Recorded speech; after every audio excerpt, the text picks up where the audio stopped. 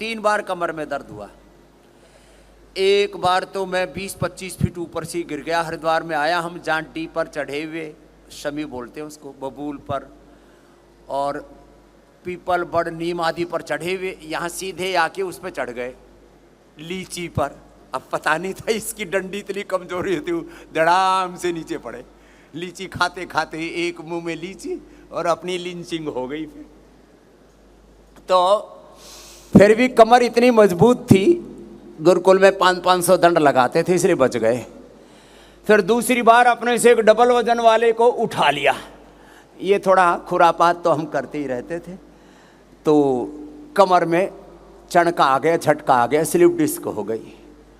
और तीसरी बार ये पूरे देश में ऐसे ही अपने साथ बहुत बेरहमी बेदर्दी की, तो तीनों बार लेकिन अपने आप को ठीक कर लिया।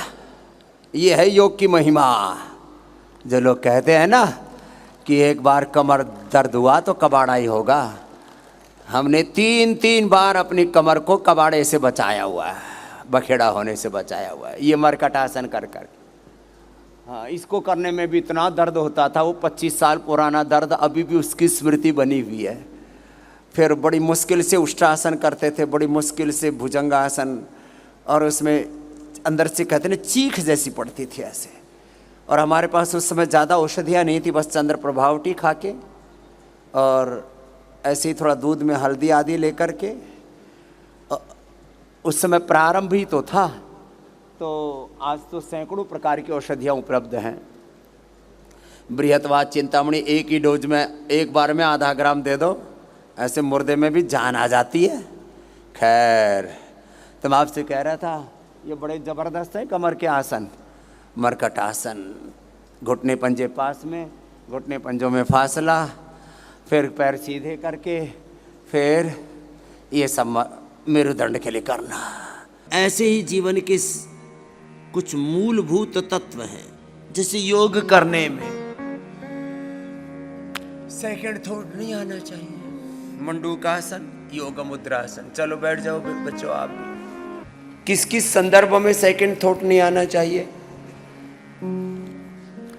योग में, और थोड़ा सा इसको विस्तार से कहूँ, योग के करने कराने में और योग में जीवन जीने में। अब इसको थोड़ा विस्तार से कहूँ, योगानुकूल जीवन जीना है। अब इसको थोड़ा सा दूसरे शब्द में कहूँ, योगानुकूल या वेदानुकूल कहूँ, वेदानुकूल जीवन जीना है। गुरु शास्त्र के अनुकूल जीवन जीना है। तीसरे शब्द में योगानुकूल, वेदानुकूल, सनातन धर्म के शाश्वत जो सिद्धांत हैं, मूल्य हैं, आदर्श हैं, उसके अनुकूल जीवन को जीना है। अब देखो हमने कितनी मूर्खता की, योग छोड़ दिया, वेदों का अनुसरण छोड़ दिया, सनातन के शाश्वत जीवन मूल्यों को हटा दिया जीवन से। योग यज्ञ हर घर में होता था। न मेस्तेनो जनपदेन कदर्यो न मध्यपाह। महाराजा विश्वपति की उस उद्घोषणा को मैं होली के दोनों ही दिन बता रहा था। न मेस्तेनो जनपद न कदर्यो न मद्यपाह न अनाहुताग्निर न अविद्वान न स्वरी स्वरिणी कुता।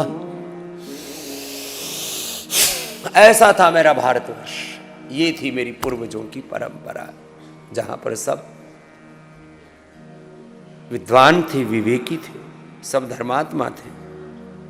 कोई नशा, कोई मद्यपान नहीं करता था, कोई चोरी नहीं करता था, स्थूल दोष तो किसी के जीवन में थे ही नहीं। हर के भीतर देवत्व था। और गांव का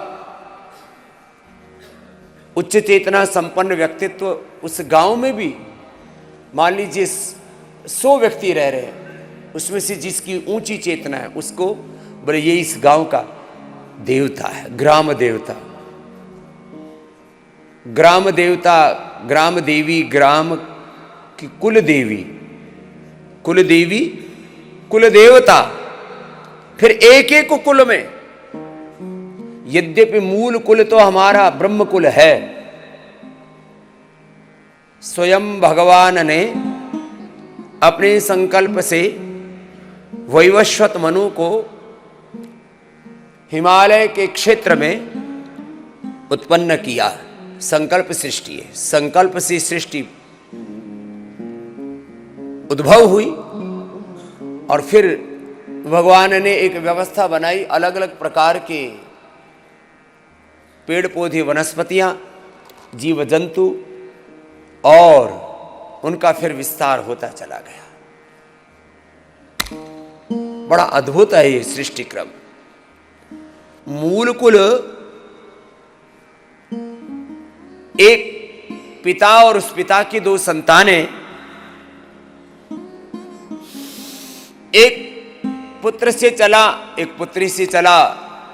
वैसे भी अब इसके बहुत गहरे व्यवहारिक और पारमार्थिक तत्व हैं। एक सूर्य वंश है, एक चंद्र वंश है। स्वस्ति पंथाम अनुचरेम सूर्य चंद्रमसाव्य। और उस सूर्य वंश और चंद्र वंश में सोम और अग्नि तत्व की प्रधानता रही।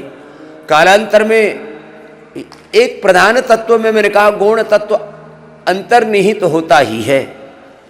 दो शब्दों का मैंने प्रयोग किया। एक प्रधान तत्व है और उसमें उसके साथ में एक उसका सह अस्तित्व में, समग्रता में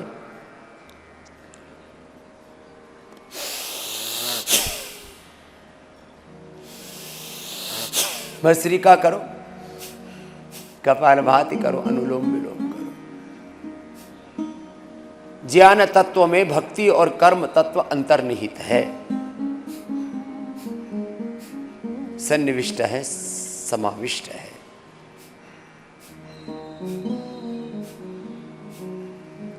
प्रधान तत्व में पूरक तत्व उसमें सन्निविष्ट है।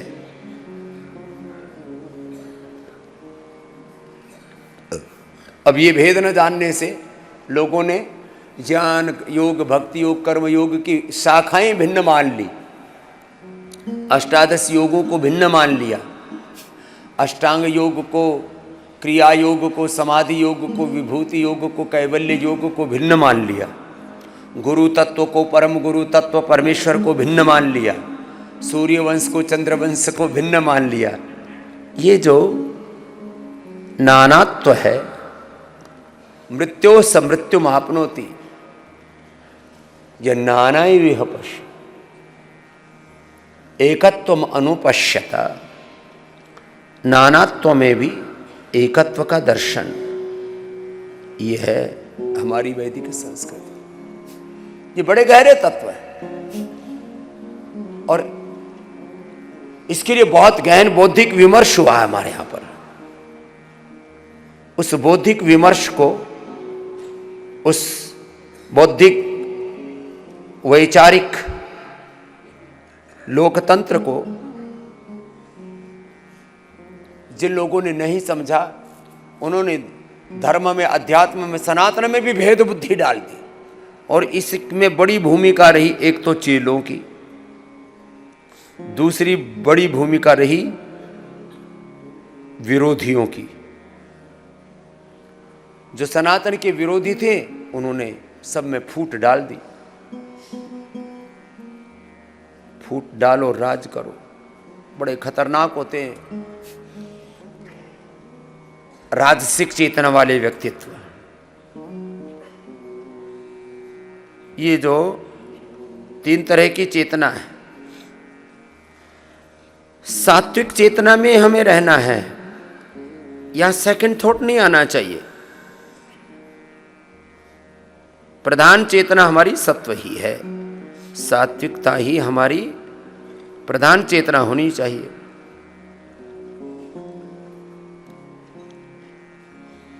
कुछ रजोगुण में, कुछ तमोगुण में उससे इतने अभिभूत हो जाते हैं, उसमें आकंठ डूब जाते हैं, उसी में रच बस जाते हैं। ना मेरे भाई,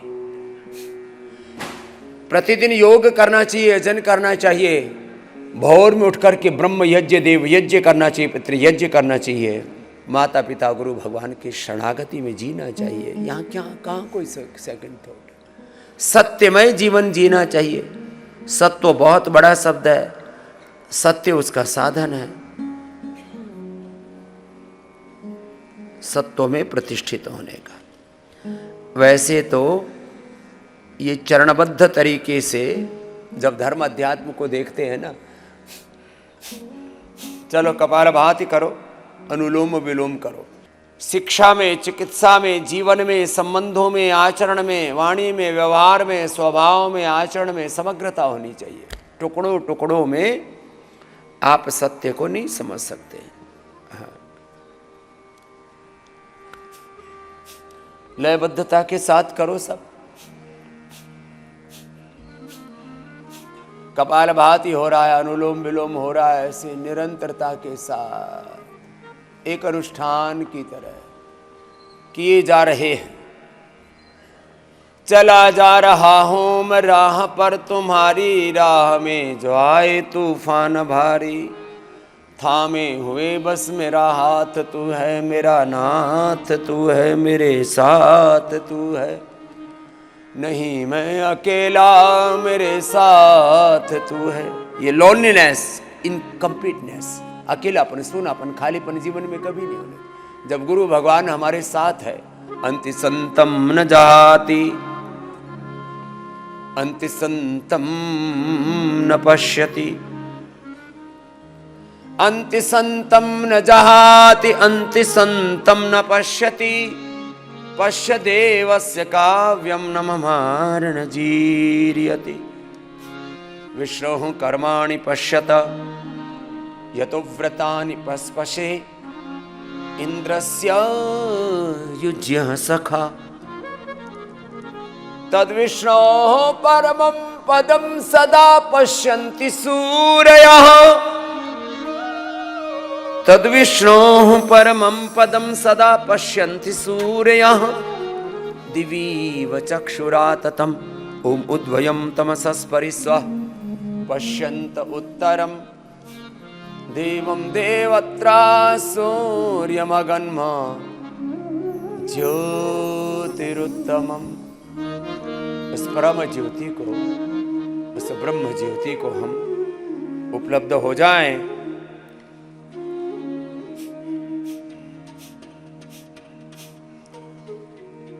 इसलिए